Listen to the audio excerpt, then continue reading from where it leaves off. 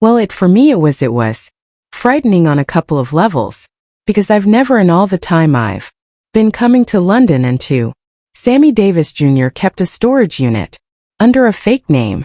He paid cash every month until he died. For 3 decades, it sat untouched in a Burbank warehouse. When they finally opened it, investigators found more than memorabilia.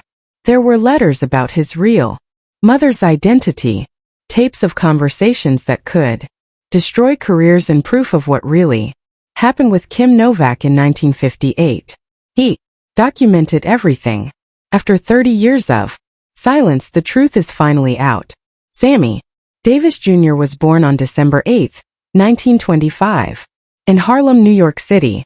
His parents, Sammy Davis Sr. and Ella Sanchez, were both vaudeville performers. That meant Sammy entered the world with show business already in his blood. But there was a hidden part of his story. His mother, Ella, was Cuban. The family kept that quiet because of anti-Cuban feelings in America at the time. In those days, revealing such roots could hurt record sales and public support.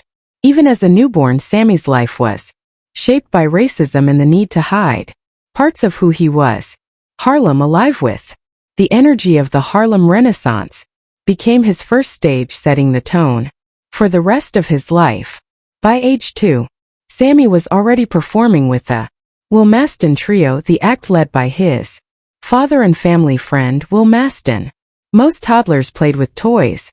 Sammy danced and sang in theaters across the country. The spotlight became his playground, but it came at a cost. He didn't have a normal childhood. Instead, he learned to charm audiences and master his craft while other kids went to school. The constant touring was exhausting, but it gave him strength. Also showed him the ugly face of racism. In America, he saw the signs that said, "Whites only," and felt the sting of being treated differently. That fire inside him to break barriers started young. Just 3, Sammy's life took another turn. His parents split. His father took custody and brought him even deeper into show business. Will Maston became more than a mentor. He became like a godfather, shielding Sammy as best he could. But there was only so much protection anyone could offer. Sammy saw the discrimination black performers faced, but he also saw how to fight back. With talent, with grace, and with relentless hard work. Even as a toddler, he was no ordinary kid. By now he was a seasoned pro, traveling from city to city, leaving crowds in awe. When Sammy was 7, he stepped onto the big screen in Rufus Jones for President.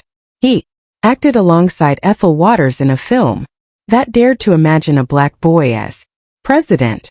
The movie was funny, but it carried weight. In a time when black faces were rare in Hollywood, Sammy's charm lit up the screen. His singing and dancing captured hearts. The film hinted at what was to come. Sammy wasn't just a performer. He was a force. He had the rare gift of making people look past the color of his skin, if only for a few minutes.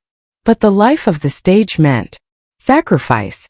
Sammy never went to school like other kids. There were no desks, no chalkboards, no school bells for him.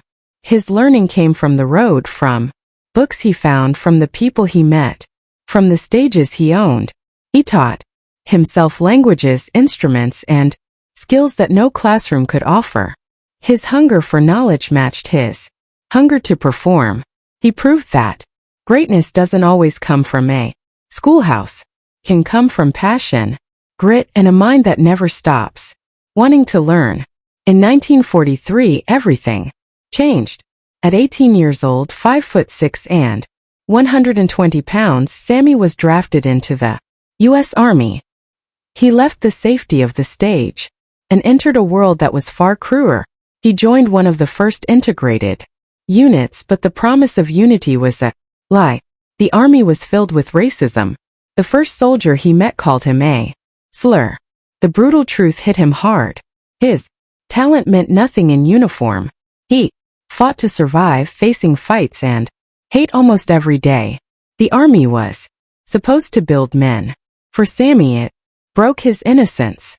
The abuse he faced was shocking.